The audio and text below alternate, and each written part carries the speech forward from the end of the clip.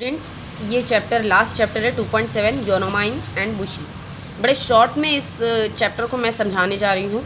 आप पहले इसका इस तरीके से मीनिंग समझ लेंगे और उसके बाद मैं वर्ड टू वर्ड वीडियो आपको डाल दूँगी यूट्यूब पर। ओके, सो स्टूडेंट, क्या है योनामाइन चीरू? ये एक बहुत प्रशंसित लड़की है। ओकिनावा में रहने वाली ये लड़की है। होशियार है, स्ट्रॉन्ग है, टॉल है, बिग है, ब्यूटीफुल है, हर चीज़ उसमें है और कराटे में वो बहुत ट्रेन है। अब उसके पापा उसकी शादी करना चाहते हैं, है ना, होना मतलब वो मैरिज हो जाए उसकी चाहते हैं। और उसके पापा जो है काफ़ी अच्छे मर्चेंट हैं, मतलब काफ़ी बड़े व्यापारी हैं। पर उन्हें बहुत चिंता है कि उनकी बेटी की शादी कैसे होगी, क्योंकि कोई भी लड़का चाहेगा कि उसकी जो वाइफ़ है वो अच्छा खाना बनाने वाली हो, अच्छा घर साफ़ सुथरा रखने वाली हो, बच्चों को का ध्यान रखने वाली हो। तो कोई अपने से स्ट्रॉन्ग लेडी के साथ कैसे शादी करेगा जो कराटे चैम्पियन है? तो उसके पापा बड़े चिंतित रहते हैं। इसीलिए उसके पापा एक डिक्लेयर करते हैं कि इससे पापा डिक्लेयर नहीं करते, उसकी खुद की एक आइडिया होती है शादी के बारे में कि जो भी लड़का उसे हराएगा ये उसी के साथ शादी करेगी, है ना। कराटे में जो उसे मतलब विदाउट चीटिंग उसे हराएगा तो उसी से ये शादी करेगी, ऐसा इसका कहना होता है। तो पापा बड़े चिंतित होते हैं। पर जैसा ये अपने विचार सामने रखती है तो ऐसे बहुत सारे यंग मैन इससे शादी करने के लिए आ जाते हैं। क्यों आ जाते हैं? क्योंकि वैसे ही ये काफ़ी पैसे वाले इंसान की लड़की होती है, कराटे चैम्पियन होती है, इसी के साथ साथ दिखने में बड़ी खूबसूरत होती है। तो इसीलिए सब चाहते हैं, अच्छे अच्छे यंग मैन चाहते हैं कि इससे शादी करें। बहुत लोग आते हैं पर इससे हार जाते हैं, चले जाते हैं, हार कर आगे बढ़ जाते हैं। एक जो आता है बीच में, उसकी बॉडी एकदम ऐसी, उसके हाथ जो होते हैं वो एकदम क्या बोलेंगे, कोई हथियार के जैसे होते हैं पैर होते हैं एकदम ट्री ट्रंक के जैसे होते हैं, एकदम स्ट्रॉन्ग टॉल, ऐसा एक आदमी आता है। पर वो क्या करता है, थोड़ा सा फाउल गेम खेलता है, थोड़ा गलत गेम खेलता है। जब योनामाइन उसके सामने एक रिस्पेक्ट की तरफ बो करती है, मतलब झुकती है, उनमें कराटे में पहले झुकना होता है, एक रिस्पेक्ट दिया जाता है, उसके बाद स्टार्ट किया जाता है। तो जैसे वो बो करती है तो वो गलत अटैक करता है जो कि रूल्स के अगेंस्ट होता है। तो योनामाइन को भी बहुत गुस्सा आ जाता है और उसे वो हरा देती है। ठीक है, तो इस तरीके से एक लड़का, ये जो बहुत स्ट्रॉन्ग आया था, वो भी लड़का हार जाता है।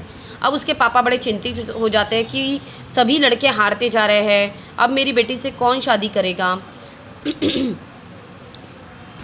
सभी चाहते हैं कि अब उसकी जो मिसेस हो, वाइफ हो, वो अच्छा खाना बनाए, कपड़े धोए, बर्तन मांजे, चाय बनाए अपने हस्बैंड के लिए। पर ये ऐसी लड़की से कौन शादी करेगा जिसको रेसलिंग बहुत पसंद है। तो बुशी कियो नाम का एक मैन होता है, वो काफ़ी ट्रेन होता है कराटे में। और किसके द्वारा ट्रेन किया जाता है? सकुगावा के द्वारा ट्रेन किया जाता है। ये एक एक्सपर्ट होते हैं। ये जो था लड़का बुशी कियो, इसे शोको कौन है? King of Okinawa. ओकिनावा जो प्लेस है वहाँ का एक किंग है, उसके द्वारा उसे सिलेक्ट किया गया था। वो गार्ड था उनका, ठीक है। कौन? बुशी कियो एक गार्ड था, किसका? किंग का। ये काफ़ी स्ट्रॉन्ग था और कराटे जानता था। एक दिन ये उस चैलेंज को स्वीकारता है, योनामाइन के सामने आता है, बिल्कुल डरता नहीं है, कुछ नहीं, बिल्कुल शांति से खड़े हो जाता है। योनामाइन को उसे देखकर थोड़ा सा लगता है कि हाँ, ये कुछ लग रहा है मुझे टफ कॉम्पिटिटर। फिर उसकी आंखें जो होती है वो बड़ी शार्प होती है, एकदम तीव्र, जो बिल्कुल अपने अपोजिट जो है उसके सामने ही, उसे पर ही डटी रहे, मतलब जिसे वो मारना चाहता है उस पर ही डटी उसकी आंखें नज़र आती है। योनामाइन बहुत इम्प्रेस हो जाती है और वो उनके साथ जो है कराटे स्टार्ट कर देती है। तो जैसे ही मैच शुरू हो जाती है, ये एक दूसरे के सामने बो करते हैं मतलब एक में के सामने रिस्पेक्ट लेकर झुकते हैं, कराटे में जैसे झुका जाता है, और एक दूसरे पर अटैक करते हैं। अटैक करने के बाद एक दूसरे पर किक मारते हैं, ट्विस्ट करते हैं, और ये मैच ऐसी लगती है जैसे ना कोई हारेगा ना कोई जीतेगा। जितना योनामाइन स्ट्रॉन्ग थी वैसा ही ये बुशी भी स्ट्रॉन्ग नज़र आता है। पर एक क्रूशियल मोमेंट में क्या होता है कि योनामाइन एकदम शांत खड़ी हो जाती है और उसका ही एडवांटेज लेकर बुशी उस पर अटैक कर देता है और योनामाइन हार जाती है। अब फादर बड़े खुश हो जाते हैं कि हाँ, योनामाइन को किसी ने तो हराया है, और बुशी ने हराया है, तो बुशी के साथ उसकी शादी हो जाती है। फिर ये काफ़ी अच्छी लाइफ जीते हैं। जो है बुशी भी योनामाइन जो है वो अच्छा खाना बना लेती है, घर साफ़ सुथरा रखती है, ऊपर से वो सुंदर भी होती है, हर चीज़ बहुत अच्छे से चलती रहती है। एक दिन बुशी देखता है कि उसकी जो मिसेस है, ये योनामाइन जो है, ये एक राइस का बोरा अपने लेफ़्ट हैंड से उठा रही हैं। तो उसे देखकर ये बड़ा चकित हो जाता है कि क्या ये इतनी स्ट्रॉन्ग है कि लेफ़्ट हैंड से भी बोरा उठा लेती है, और क्या सच में मैंने इसे हराया होगा, ऐसा बुशी को लगता है। एक दिन योनामाइन बताती है कि वो अपने पापा से मिलना चाहती है, वो इवनिंग में जाना चाहती है और दूसरे दिन वापस आ जाएगी, ऐसा वो कहती है। तो आप अपने लिए खाना बना लेना, ऐसा बुशी को कह के वो निकलना चाहती है।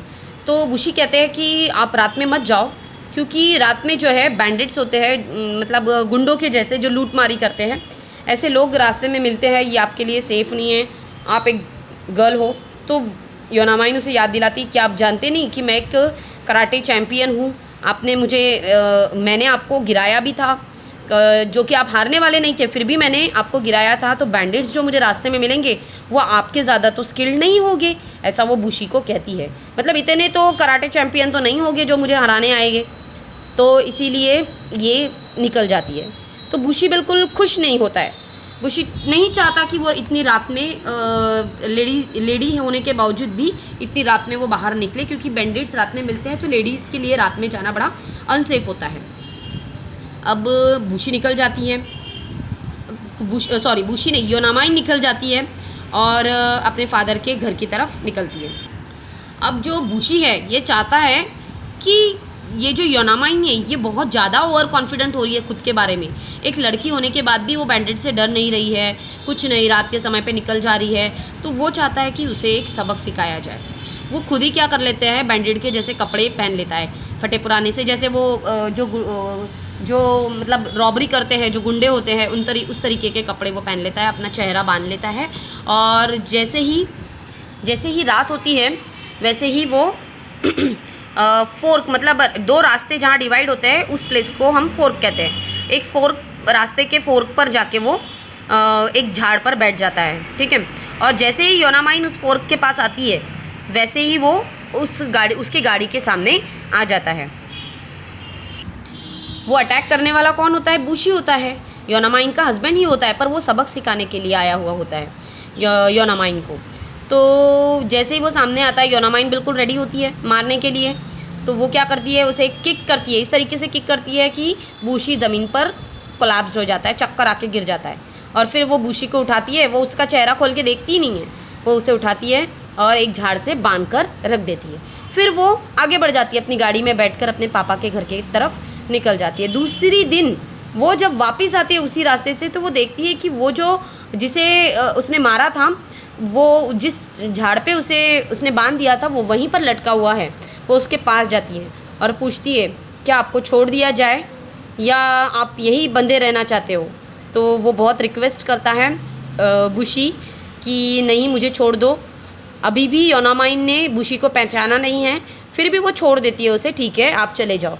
और ऐसे करके फिर वो फटाफट गाड़ी में बैठकर निकल जाती है, क्योंकि उसे बुशी के लिए खाना बनाना होता है। फिर बुशी भी धीरे धीरे करके कैसे वैसे अपने घर पहुंच जाता है, देखता है कि योनामाइन ने खाना बना के रखा है और अब वो खाने के टेबल पर उसे बुलाती है। वो बुशी जो होता है काफ़ी थका सा होता है, एकदम डल चेहरा, एकदम बहुत ज़्यादा, क्योंकि वो मार खा के आया हुआ होता है ना, किसके हाथ का? योनामाइन के हाथ का। पर योनामाइन को भी पता नहीं होता है कि बुशी को उसने मारा है। तो योनामाइन उसकी हेल्प करती है, उसे कपड़े निकाल कर देती है, उसे मतलब थोड़ा सा क्लीन करती है और उसे खाने के लिए बुलाती है। तो जैसे ही बुशी खाना खाने के लिए बैठता है तो वो उसे सैश देता है। सैश का मतलब क्या है? एक वाइट कलर का कपड़ा जो ये मोस्टली ये लोग कंधे पर रखते हैं अपने, जैसे हम स्कार्फ बोलते हैं ना, इस तरीके के स्कार्फ उसे देता है और कहता है कि ये आपका स्कार्फ है। तब आई एम नॉट मिस्टेकन, मैंने अगर गलती नहीं की है तो ये मुझे लगता है कि आपका स्कार्फ है। तो वो समझ जाती है, अरे ये स्कार्फ तो मैंने उस आदमी को बांधा था, इस स्कार्फ से, ट्री से बांधा था, वो समझ जाती है। तो फिर वो पूछती है, अरे बुशी क्या वो तुम थे? वो बड़ी मतलब एक्सक्लेम करती है कि क्या वो तुम थे? तो वो बोलती है कि अरे सॉरी बुशी, मुझे नहीं पता था कि वो तुम थे, अगर वो मुझे समझ में आता तो मैं इस तरीके से हरकत नहीं करती, तुम्हें मैं ट्री से नहीं बांधती। तो फिर ये कहते हैं, बुशी कहते हैं कि नहीं नहीं, तुम्हें सॉरी कहने की कोई ज़रूरत नहीं है, मैं तुम्हें एक लेसन सिखाना चाहता था, मैं तुमको मज़ा चखाना चाहता था, पर गलती से ऐसा हो गया कि मज़ा मैंने ही चख लिया, है ना। योनामाइन ने उसे ही एक झाड़ से बांध कर रख दिया। इस चीज़ से वो ये सीख मिली कि मुझे किसी भी को भी अंडर एस्टिमेट नहीं करना चाहिए। अंडर एस्टिमेट का मतलब होता है मैंने किसी को भी कम नहीं समझना चाहिए, चाहे फिर वो लड़की हो, स्पेशली लड़कियों को तो कम नहीं समझना चाहिए। ये चीज़ मैंने सीखी है और इस चैप्टर से भी समझ में आती है। तो ऐसा बूशी कहते हैं एंड दोनों के दोनों भी हंसने लगते हैं।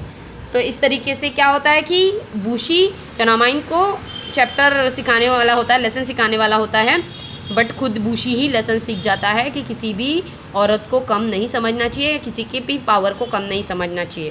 तो ये हमारा चैप्टर था स्टूडेंट। मैंने काफ़ी छोटी स्टोरी बनाकर आपको समझाया है। मैं आशा करती हूँ कि कम से कम ये चैप्टर आप ज़रूर सुनेंगे, क्योंकि इसके पहले के चैप्टर्स आपने ना सुने हैं ना समझे हैं। इसकी मुझे पूरी गारंटी है, क्योंकि मेरे पास पूरा नोटिफिकेशन आया हुआ है। Thank you.